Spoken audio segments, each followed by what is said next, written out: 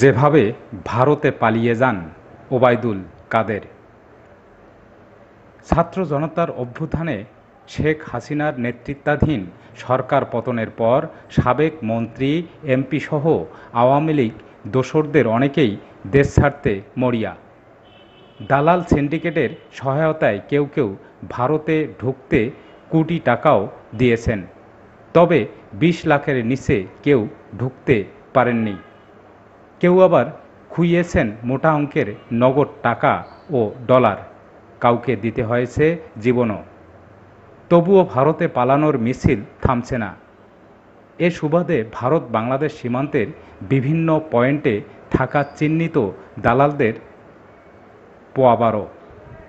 অভিযোগ আছে ভিআইপিদের অনেকে পার হওয়ার সময় দুদেশের প্রশাসনের লোকজনের সহায়তা নিয়েছেন, যদিও এ বিষয়ে কেউ মুখ খুলতে নারাজ।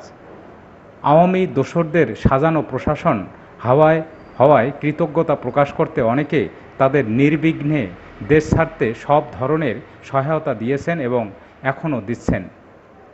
হাসিনা পালিয়ে যাওয়ার পর ৫ আগস্ট মধ্যরাতে খোদ আওয়ামী লীগের সাধারণ সম্পাদক ওবায়দুল কাদের যশোরে চলে যান। সেখানে তাকে গুরুত্বপূর্ণ একটি নিরাপদ স্থানে আশ্রয় দেয়া হয়। পরদিন তিনি বিশেষ প্রহরায় সীমান্ত অতিক্রম করেন।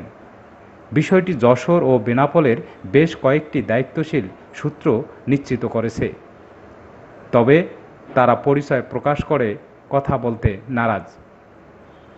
এছাড়া ৭ আগস্ট রাজশাহী সিটি কর্পোরেশনের সাবেক মেয়র খায়রুজ্জামান লিটন ও বিতর্কিত পুলিশ কর্মকর্তা বিপ্লব কুমার সরকারসহ আরও বেশ কয়েকজন বেনাপোল সীমান্ত দিয়ে ভারতে ঢুকেছেন এমন খবর নিশ্চিত হওয়ার পর স্থানীয় বিক্ষুব্ধ লোকজন বিক্ষোভ করেন।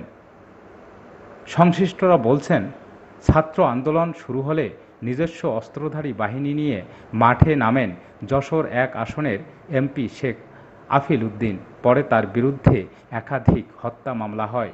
বর্তমানে তিনি অজ্ঞাত স্থানে রয়েছেন।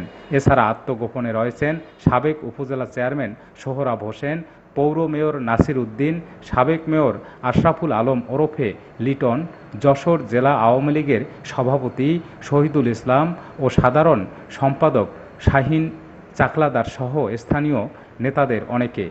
এদের বেশ কয়েকজন ইতোমধ্যে বেনাপোল সীমান্ত দিয়ে ভারতে পালিয়ে গেছেন বলে এলাকায় গুঞ্জন রয়েছে। তবে বেনাপোল ছাড়াও বেশ কয়েকজন আওয়ামী লীগ নেতা পার্শ্ববর্তী পুটখালি ঘাট এলাকা দিয়ে ভারতে ঢোকেন।